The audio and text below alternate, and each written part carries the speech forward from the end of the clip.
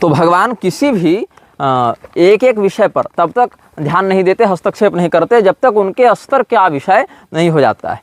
तो गुरुजी देव विग्रहों में वैदिक मंत्रों के द्वारा प्राण प्रतिष्ठा की जाती है, तब उस स्थिति में मुस्लिम आक्रांता क्यों मंदिरों को नष्ट करने, देव मूर्तियों को तोड़ने में सफल हुए? मूर्ति में प्राण प्रतिष्ठित देव शक्ति ने कुछ प्रतिकार क्यों नहीं किया? इसीलिए नहीं किया क्योंकि जब प्राण प्रतिष्ठा की जाती है वहाँ पर यह विधान नहीं है कि जब इस मंदिर पर आक्रमण होगा तो देवता अपने तलवार लेकर लड़ने जाएंगे।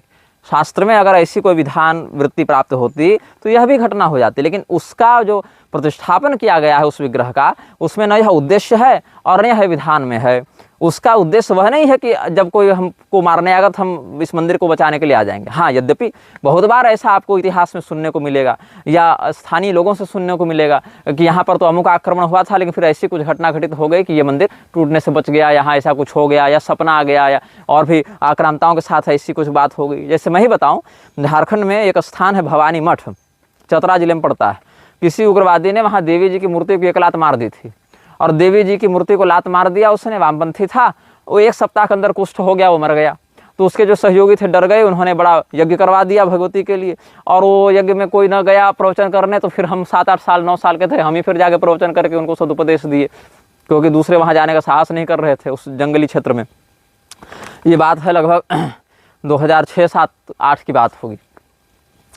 तो ऐसा भी कई बार होता है। अब कई बार यह होता है जैसे आपको एक शरीर प्राप्त हुआ तो इस शरीर का आयु भोग भी निर्धारित हो गया कि कितने समय तक यह शरीर रहेगा, उतने समय में वो शरीर नष्ट हो जाएगा। वैसे ही प्रत्येक घर की आयु निर्धारित है शास्त्रों में, प्रत्येक कुएं की आयु निर्धारित होती है। जो कुआं आप खोद रहे हैं ना उसकी आयु होती है, जो वृक्ष आप लगा रहे हैं उसकी आयु होती है, जो घर आप बना रहे हैं उसकी भी आयु होती है। ऐसे ही देवालयों की भी आयु निश्चित होती है। तो उस आयु के पूर्ण होने पर वह देवता स्वयं उस देवालय का परित्याग करके चले जाते हैं, और उस स्थिति में भूकंप के माध्यम से, उपद्रव के माध्यम से, आक्रमण के माध्यम से वहाँ पर विनाश हो जाता है, उस देवालय का विध्वंस हो जाता है। यह भी एक बात है। दूसरी बात यह है कि कई बार उस देवता की शक्ति आक्रमण से पहले ही विसर्जित हो चुकी होती है। किसी रजस्वला स्त्री के माध्यम से भोग लग जावे, माला चढ़ जावे, किसी अपवित्र या निषिद्ध वस्तु का अंदर प्रवेश हो जावे, तो उस स्थिति में भी देव शक्तियाँ स्वयं विसर्जित हो जाती हैं। देवता उस विग्रह का परित्याग करके चले जाते हैं और उस स्थान पर आसुरी प्रेतादि की शक्तियाँ प्रविष्ट हो जाती हैं।